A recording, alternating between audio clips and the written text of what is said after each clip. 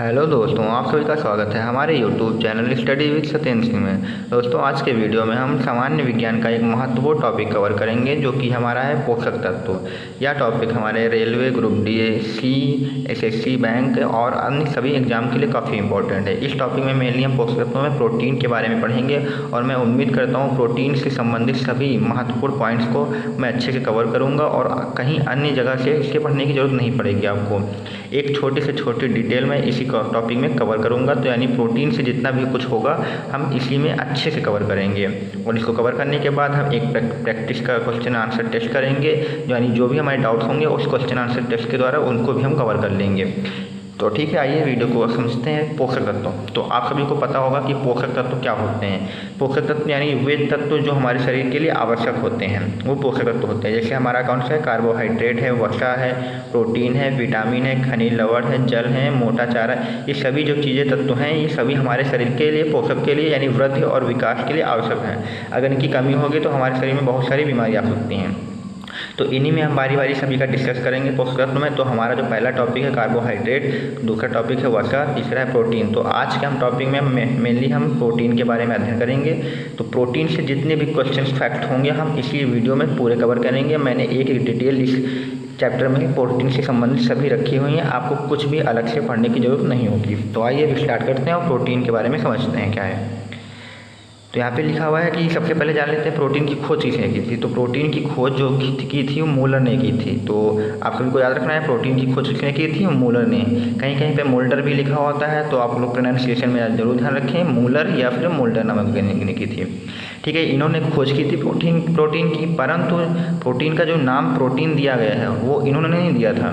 Protein का जो protein शब्द है इसका जो प्रयोग किया था उन्होंने प्रोटीन नाम से वो किया था बर्जीलियस नाम के वैज्ञानिक ने 1835 में। ठीक है, तो आपको ध्यान से याद रखना है प्रोटीन की खोज मूलर नामक वैज्ञानिक ने की, परंतु प्रोटीन शब्द का प्रयोग किसने किया था, बर्जीलियस ने किया था। ठीक है, और जो प्रोटीन होते हैं वो होते क्या हैं, प्रोटीन मेनली नाइट्रोजन युक्त जटिल कार्बनिक यौगिक होते हैं। नाइट्रोजन युक्त मतलब ऐसे कार्बनिक यौगिक होंगे प्रोटीन जिनमें नाइट्रोजन जरूर होगा।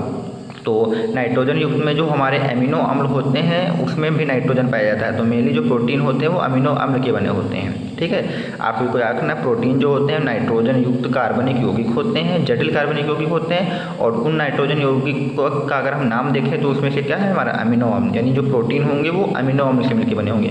बहुत सारे अमीनो अम्ल आपस में पेप्टाइड बंध के द्वारा जुड़ के जो भी संरचना बनाते हैं वो प्रोटीन की होती है। अमीनो अम्ल आपस में किस बंध से जुड़ते हैं, पेप्टाइड बंध से जुड़ के क्या बनाते हैं, प्रोटीन बनाते हैं। तो प्रोटीन किसके बने होते हैं, अमीनो अम्ल के। अब आपको याद रखना प्रकृति में जो लगभग 20 से 22 प्रकार के प्रोटीन पाए जाते हैं। सॉरी, प्रोटीन यहाँ पे नहीं होगा, यहाँ पे आप मेरे को याद रखना है यहाँ पे अमीनो अम्ल होगा। यानी जो प्रकृति में जो होंगे वो 20 से 22 प्रकार के अमीनो अम्ल पाए जाते हैं, परंतु मानव पोषण के लिए मतलब हमारे लिए कितने अनिवार्य हैं, 10 अमीनो अम्ल अनिवार्य हैं। प्रकृति में 20 से 22 पाए जाते हैं लगभग, लेकिन हमारे लिए अनिवार्य कितने हैं, 10 अनिवार्य हैं। ठीक है, तो ये भी याद रखना है आप सभी को। अगला पॉइंट देख लेते हैं यहाँ पे, जो सभी अनिवार्य अमीनो अम्ल जो होते हैं अमीनो अम्ल वो इसमें क्या पाया जाता है, दूध व अंडे में पाए जाते हैं। जितने भी अमीनो अम्ल हैं जो भी अनिवार्य हैं हमारे लिए 10 अनिवार्य हैं, उसमें वो सभी अमीनो अम्ल किसमें हमें मिल जाएंगे, दूध में मिल जाएंगे व अंडे में मिल जाएंगे। ठीक है, तो जितने भी अनिवार्य अम्ल हैं ये दूध व अंडे में मेनली मिल जाएंगे।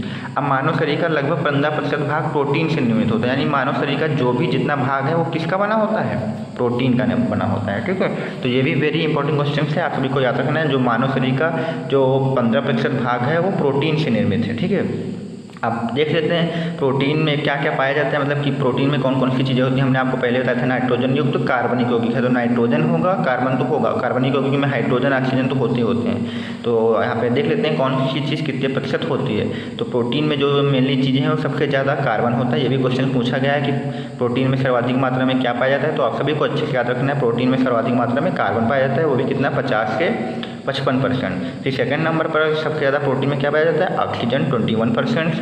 फिर तीसरा याद रखना है आपको नाइट्रोजन पाया जाता है, जो कि हमने आपको बताया था नाइट्रोजन युक्त कार्बनिक यौगिक होते हैं, ये भी 13 से 16% पाए जाते हैं। फिर उसके बाद चौथे नंबर पर हाइड्रोजन 7% पाए जाते हैं, गंधक 0.2 से 0.7% पाए जाते हैं, बाकी शेष अन्य तत्व भी पाए जाते हैं। ठीक है, फिर प्रोटीन की जो संरचना होती है, हमने बताया था पेप्टाइड, बहुत सारे अमीनो अम्ल पेप्टाइड बंध से जुड़ के संरचना बनाते हैं। तो प्रोटीन की जो संरचना होती है उसके बारे में पुलिंग ने बताया था। पुलिंग या पाउलिंग भी अंग्रेजी में पढ़ेंगे तो पाउलिंग है, वैसे तो पुलिंग याद रखना है। तो प्रोटीन की संरचना मेनली अमीनो अम्ल के पेप्टाइड बंध के जुड़ने से बनती है और उस संरचना के बारे में सर्वप्रथम पुलिंग ने बताया था। फिर हमें एक पॉइंट याद रखना है, वेरी इंपॉर्टेंट है, कि आखिर इस प्रोटीन का काम क्या होता है, मेनली काम क्या होता है। तो ये हमारी वृद्धि एवं विकास के लिए आवश्यक है, यानी मनुष्य की जो वृद्धि होती है, जो विकास होता है, वो प्रोटीन की वजह से होता है। अगर प्रोटीन की कमी होगी तो वृद्धि और विकास रुक जाएगा। ठीक है। दूसरा पॉइंट याद रखना है, प्रोटीन हमारे शरीर की हड्डियों व मांसपेशियों के निर्माण में आवश्यक होता है। अब विकास तभी होगा जब हमारी हड्डियों का विकास होगा और मांसपेशियों का विकास होगा। जब हड्डियाँ और मांसपेशियाँ बढ़ेंगी तभी हमारे शरीर की वृद्धि होगी। तो दोनों पॉइंट एक दूसरे से रिलेटेड हैं। अब आप सभी को याद रखना है कि 1 ग्राम प्रोटीन में हमें कितनी कैलोरी ऊर्जा मिलती है। तो 1 ग्राम प्रोटीन में हमें 4.1 से 4.2 कैलोरी ऊर्जा मिलती है। ठीक है, ये भी याद रखना है, वेरी इंपॉर्टेंट क्वेश्चन है। लगभग आप सभी को याद रखना है 4.1 से 4.2 मिलता है। और एक IMB है जो कि इंडियन मार्केट ब्यूरो है। IMB का फुल फॉर्म है, कभी भी पूछा जा सकता है, इंडियन मार्केट ब्यूरो। उनके अनुसार कहना है जो मानव शरीर को जो प्रोटीन की आवश्यकता होती है वो 60 ग्राम पर डे, यानी हर दिन हमें 60 ग्राम प्रोटीन की आवश्यकता होती है। इतनी प्रोटीन तो हमें चाहिए प्रत्येक दिन। ठीक है, IMB के अनुसार बोला गया है। ठीक है, अगला पॉइंट डिस्कस कर लेते हैं। जो राइबोसोम से आप लोगों को पता होगा, राइबोसोम कोशिका में जो कोशिका होती है उसका एक महत्वपूर्ण भाग है।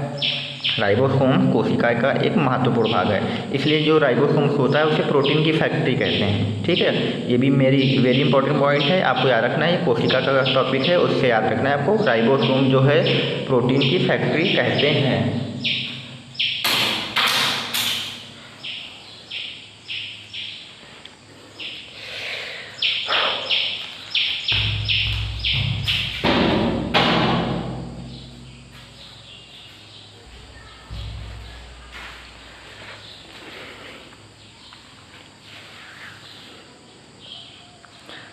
राइबोसोम को प्रोटीन की फैक्ट्री कहते हैं, जो कि जो राइबोसोम से हमारी कोशिका का एक महत्वपूर्ण भाग होता है। जैसे लाइसोसोम, गोल्गी का, माइटोकॉन्ड्रिया, कोशिका द्रव्य, जली द्रव्य, ये सभी कोशिका के भाग होते हैं। उसी प्रकार राइबोसोम भी कोशिका का एक महत्वपूर्ण भाग है और उसी को हम क्या कहते हैं, प्रोटीन की फैक्ट्री कहते हैं। ठीक है, अगला पॉइंट देख लेते हैं यहाँ पे। प्रोटीन का क्या है, प्रोटीन शरीर की मरम्मत के लिए भी आवश्यक है। मरम्मत का मतलब टूट फूट, जो भी कमी होगी, जो भी टूट फूट होगी, उसकी मरम्मत के लिए प्रोटीन आवश्यक है। और ये भी पॉइंट आप सभी को याद रखना है कि सर्वाधिक प्रोटीन जो है हमारा सोयाबीन के दानों में पाया जाता है। लगभग 42% प्रोटीन जो है वो सोयाबीन के दानों में पाया जाता है। ठीक है, तो ये पॉइंट्स भी आपको अच्छे से याद रखना है। ठीक है, अगला पॉइंट देख लेते हैं दोस्तों। अगले पॉइंट में हम देखते हैं, यहाँ पे लिखा हुआ है प्रोटीन के अन्य कार्य, यानी हम देख लेते हैं प्रोटीन के कौन कौन से कार्य। वैसे तो हमने कार्य डिस्कस कर लिया कि ये वृद्धि और विकास के लिए आवश्यक हैं तथा हड्डियों और मांसपेशियों के विकास के लिए आवश्यक हैं, तो वही कार्य थे। और भी कार्य हम देख सकते हैं। तो यहाँ पे कार्य लिखा हुआ है कोशिकाओं, जीव द्रव्य एवं ऊतकों के निर्माण, यानी प्रोटीन की वजह से क्या होता है, कोशिकाओं का निर्माण होता है, जीव द्रव्य का निर्माण होता है और ऊतकों का निर्माण होता है। आप सभी को बता दें बहुत सारी कोशिकाओं के मिलने से ऊतक मिलते हैं, ऊतक बनते हैं। तो अगर कोशिकाओं का निर्माण होगा तो ऑटोमेटिकली क्या हो जाएगा, ऊतकों का निर्माण तो होगा ही।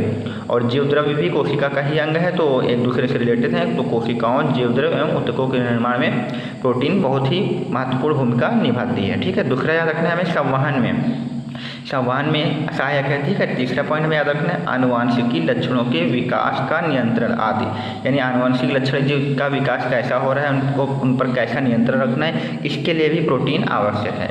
अब उसके बाद वेरी इंपॉर्टेंट यहाँ पे डिस्कस कर लेते हैं प्रोटीन के स्रोत। मतलब प्रोटीन के स्रोत मतलब है हमें किस किस चीज़ से कौन सा प्रोटीन मिलता है। ठीक है, हमारे शरीर के लिए प्रोटीन आवश्यक है और वही हमें देखना है कि हमें किस किस चीज़ से कौन कौन सा प्रोटीन मिलेगा।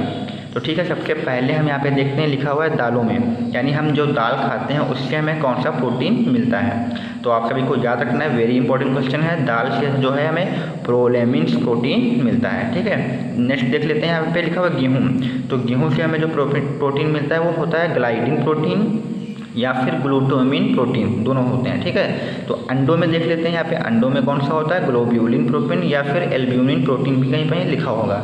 टमाटर में हमें लाइकोपिन मिलता है। ठीक है, अगला पॉइंट देख लेते हैं, यहाँ पे लिखा हुआ है, यहाँ पे अगला लिखा हुआ है बाह्य कंकाल तंत्र, यानी बाह्य कंकाल तंत्र मतलब जो बाहर के हिस्से होते हैं, जैसे नाखून है, बाल है, खुर है।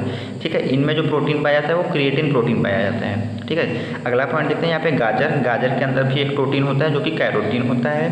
ठीक है, फिर एक हड्डियों में भी प्रोटीन पाया जाता है जिसे ओसिन प्रोटीन कहते हैं। ये वेरी इंपॉर्टेंट क्वेश्चन है, काफ़ी बार एग्जाम में पूछा गया कि हड्डियों में कौन सा प्रोटीन पाया जाता है। दूसरा भी वेरी इंपॉर्टेंट क्वेश्चन है, दुग्ध में कौन सा प्रोटीन पाया जाता है, केसिन प्रोटीन। ये भी काफ़ी बार एग्जाम में पूछा गया है। तो अच्छे से आपको ये 2 पॉइंट तो अच्छे से याद रखना ही रखना है। फिर अगला पॉइंट देखते हैं, रक्त का थक्का जमाने वाले प्रोटीन। मतलब ऐसे कौन कौन से प्रोटीन हैं जिनकी वजह से रक्त का थक्का जमता है। थक्का का मतलब होता है कि रक्त जम जाता है, बहता नहीं है। तो वो थ्रोम्बिन हो सकता है, प्रोथ्रोम्बिन और फाइब्रिनोजन। मेनली हमारा फाइब्रिनोजन ही इंपॉर्टेंस है यहाँ पे रक्त का थप्पा में, ठीक है। फिर अगला मकड़ी के जाल में भी एक प्रकार का प्रोटीन पाया जाता है, वो होता है बीटा कैरोटीन, ठीक है। तो मकड़ी के जाल में जो पाया जाता है वो कौन सा प्रोटीन होता है, बीटा कैरोटीन। रेशम, बाल, पटसन, जूट, इन सभी में जो होता है फाइब्रिन प्रोटीन पाया जाता है। हमने आपको पहले ही बता रखा है कि प्रोटीन से संबंधित हम एक छोटी से छोटी डिटेल का यहाँ पे अध्ययन करेंगे। हम कुछ भी प्रोटीन में नहीं छोड़ने वाले हैं। अगर आप ये वीडियो पूरा देखेंगे तो प्लीज़, अगर आप ये वीडियो पूरा देखते हैं तो आप लोगों को कहीं और से बाहर से कुछ भी पढ़ने की ज़रूरत नहीं पड़ेगी, ठीक है। तो आगे देखते हैं, यहाँ पे लिखा हुआ है कपास में। तो कपास में जो होता है वो गैसीपियम प्रोटीन पाया जाता है। ये भी इंपॉर्टेंट रहेगा आप लोगों के लिए। कपास में कौन सा होता है, गैसीपियम। मक्का में जिन प्रोटीन पाया जाता है, और रुधिर प्रोटीन किसे कहते हैं, ग्लोबिन को कहते हैं, ठीक है। तो ये सभी थे स्रोत, प्रोटीन के स्रोत थे। इनको आप लोगों को याद कर लेना है अच्छे से। अगला देख लेते हैं, यहाँ पे कुछ इंपॉर्टेंट पॉइंट और डिस्कस कर लेते हैं। तो यहाँ पे लिखा है जो प्रोटीन का जो पाचन होता है सर्वप्रथम अमाशय में होता है। यानी अगर प्रोटीन का जो पाचन स्टार्टिंग होगी वो हमारे शरीर में कहाँ से स्टार्टिंग होगी, अमाशय में होगी। और अंत में जो प्रोटीन का पूर्णतः पाचन होगा वो यहाँ पर आंशिक रूप से पाचन होगा, यानी कुछ % होगा, बाकी नहीं होगा, आंशिक रूप से होगा। लेकिन जब प्रोटीन का जब पूर्णतः पाचन की बात आएगी तो वो कहाँ पे होगा, छोटी आंत में होगा, ठीक है। प्रोटीन उभयधर्मी प्रकृति का है। प्रोटीन उभयधर्मी प्रकृति का इसलिए कि जो प्रोटीन की संरचना होता है वो अमीनो अम्ल से बनी होती है। अमीनो अम्ल जो होते हैं वो दो प्रकार के ग्रुपों से मिलकर बना होता है। एक उसमें अम्ल होता है, एक दूसरा होता है क्षार होता है। तो अम्ल और क्षार की वजह से वो उभयधर्मी प्रकृति के होते हैं, ठीक है। तो ये भी याद रखना है। और जो बहुत सारे हमारे पास जो एंजाइम्स होते हैं वो भी प्रोटीन के ही बने होते हैं। तो जो एंजाइम्स हैं वो काहे के बने होते हैं, प्रोटीन के बने होते हैं। आप सभी को एक बात याद रखना, जो चावल होता है उसमें प्रोटीन नहीं पाया जाता है। ये भी क्वेश्चन काफ़ी बार एग्जाम में पूछा गया कि चावल में क्या प्रोटीन पाया जाता है। तो आपको याद रखना है चावल में प्रोटीन नहीं पाया जाता है, ठीक। आप सभी को एक पॉइंट और याद रखना, जो शाकाहारी लोग होते हैं यानी शाकाहारी चीज़ें जो होती हैं उनमें सबसे ज़्यादा दाल में प्रोटीन पाया जाता है। ये भी क्वेश्चन पूछा गया है। तो एक पॉइंट और देख लेते हैं, यहाँ पे लिखा हुआ है रक्त में प्रोटीन की मात्रा कितनी होती है। तो रक्त में जो प्रोटीन की मात्रा है वो 8% होती है, ठीक है। तो ये थे हमारे प्रोटीन से संबंधित सभी महत्वपूर्ण क्वेश्चन। अब देख लेते हैं प्रोटीन की कमी से होने वाले रोग। अगर हमारे शरीर में प्रोटीन की कमी होगी तो क्या क्या रोग हो सकते हैं, ठीक है, उनको भी डिस्कस कर लेते हैं। तो दोस्तों आइए हम डिस्कस करते हैं प्रोटीन की कमी से होने वाले रोग। तो यहाँ पे हमारा पहला रोग है प्रोटीन की कमी से होने वाला मारास्मस रोग। ये क्या होता है इसको समझते हैं। तो यहाँ पे लिखा हुआ है, यह रोग मुख्यतः 1 वर्ष के बच्चों में होता है। यानी जो मारास्मस रोग होगा प्रोटीन की कमी से वो 1 वर्ष के बच्चों में होगा।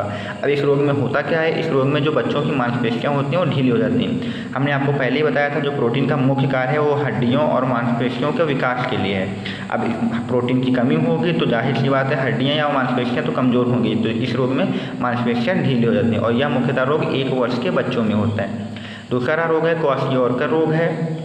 इसकी कमी से क्या होता है, प्रोटीन की कमी से ये रोग होता है क्वाशियोरकर। ये किस वर्ष के बच्चों में होता है, वो 1 से 5 वर्ष के बच्चों में प्रोटीन और कैलोरी की कमी से होने वाला रोग है। इस रोग में क्या होता है, बच्चों के जो हाथ पाँव होते हैं वो दुबले पतले हो जाते हैं। अब हड्डियाँ दुबली पतली हो जाएंगी तो हाथ पाँव तो दुबले पतले हो जाएंगे। एवं पेट कहाँ आ जाता है, पेट बाहर की ओर निकल आता है। तो वेरी इंपॉर्टेंट है, आपको प्रोटीन की कमी से याद रखना है। मारास्मस रोग 1 वर्ष के बच्चों में होता है अधिकतर, मांसपेशियाँ ढीली हो जाती हैं। क्वाशियोरकर में क्या होता है, 1 से 5 वर्ष के बच्चों में होता है, प्रोटीन और कैलोरी की कमी से होता है, इसमें हाथ पैर दुबले हो जाते हैं। तो ये था हमारा सारा प्रोटीन से संबंधित इंपॉर्टेंट क्वेश्चन। अब आइए हम इसका एक प्रैक्टिस टेस्ट सॉल्व कर लेते हैं ताकि जो हमने अभी तक पढ़ा है वो हमें अच्छे से समझ में आ जाए, ठीक है। तो यहाँ पे पहला क्वेश्चन देख लीजिए, यहाँ पे लिखा हुआ है शाकाहारी अधिकतम प्रोटीन पाते हैं। यानी जो शाकाहारी है वो अधिकतम प्रोटीन किससे पाते हैं, ठीक है। तो यहाँ पे लिखा हुआ है दालों से, सब्जियों से, दूध से, इन सभी से। तो किससे पाते हैं, हमने आपको बताया था जो शाकाहारी होते हैं वो सबसे ज़्यादा जो प्रोटीन है वो किससे पाते हैं, दालों से पाते हैं। तो आपको याद रखना है शाकाहारी प्रोटीन जो होते हैं सबसे ज़्यादा दालों से पाते हैं, ठीक है। नेक्स्ट पॉइंट यहाँ पे देख लेते हैं, यहाँ पे लिखा हुआ है एंजाइम मूल रूप से क्या है, यानी एंजाइम क्या है। हमने आप सभी को बताया था जो एंजाइम्स होते हैं वो मुख्यतः प्रोटीन होते हैं। तो हमारा यहाँ पे डी आंसर राइट हो जाएगा। एंजाइम जो होते हैं हमारे प्रोटीन होते हैं। तीसरा क्वेश्चन लिखा हुआ है यहाँ पे केसीन दुग्ध होता है, तो यानी केसीन दुग्ध होता है।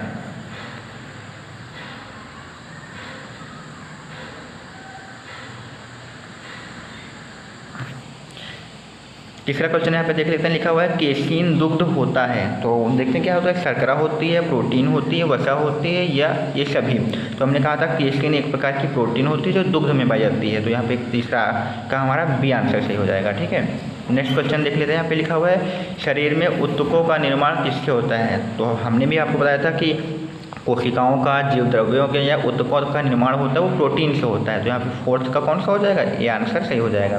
फिर लिखा हुआ है पाचन क्रिया में प्रोटीन निम्न में से किस पदार्थ में बदल जाते हैं। तो पाचन क्रिया में वो किस में बदलेंगे, आप सभी को पता होना चाहिए कि प्रोटीन जिस चीज़ के बने होते हैं उसी में वो बदलेंगे। तो प्रोटीन एमिनो अम्ल के बने होते हैं, तो जब पाचन क्रिया स्टार्ट होगी तो जो प्रोटीन है वो एमिनो अम्ल में ही बदलेंगे। ठीक है, क्योंकि एमिनो अम्ल के ही तो बने होते हैं। अगला क्वेश्चन देख लेते हैं। यहाँ पे लिखा हुआ है निम्न में से कौन सा प्रोटीन दुग्ध में पाई जाती है। तो सभी को हमने बताया था प्रोटीन के स्रोत में केसीन प्रोटीन है वो दूध में पाया जाता है। तो 6 का ए आंसर राइट आंसर होगा। फिर लिखा हुआ किसमें प्रोटीन नहीं पाया जाता है, ये भी हमने आपको अच्छे से बताया था कि चावल में प्रोटीन नहीं पाया जाता। तो 7 का ए आंसर राइट हो जाएगा। अगला टॉप क्वेश्चन देख लेते हैं। यहाँ पे दुग्ध प्रोटीन को पचाने वाला एंजाइम, यानी जो दुग्ध में केसीन प्रोटीन पाया जाता है उसको कौन सा एंजाइम पचाता है। तो आप सभी को याद रखना है ये रेनिन एंजाइम पचाता है। ये एंजाइम के टॉपिक में भी हम कवर कर सकते हैं, लेकिन हमने यहाँ पे कवर कर लिया है। तो जो दुग्ध प्रोटीन केसीन होता है, केसीन का पाचन कौन सा एंजाइम करता है, रेनिन एंजाइम करता है। ठीक है, अगला क्वेश्चन देख लेते हैं। यहाँ पे लिखा हुआ है सबसे अधिक प्रोटीन पाया जाता है उड़द की दाल में, अरहर की दाल में, मटर के दानों में, या सोयाबीन में। तो हमने आपको बताया था 42% जो है सोयाबीन में पाया जाता है। तो ये राइट आंसर हो जाएगा सोयाबीन। ठीक है, अगला क्वेश्चन देखते हैं जो कि अंतिम क्वेश्चन हमारा है हड्डियों में कौन सा प्रोटीन पाया जाता है। तो हड्डियों में कौन सा प्रोटीन पाया जाता है, हमने बताया था आपको ओसिन। तो ये थे हमारे प्रोटीन से संबंधित सभी क्वेश्चन आंसर्स। अगर आप सभी को ये वीडियो पसंद है तो प्लीज़ चैनल को लाइक, सब्सक्राइब और शेयर करना मत भूलिएगा। अगर कोई सुझाव हो आपकी तरफ से तो प्लीज़ कमेंट बॉक्स में ज़रूर बताएं।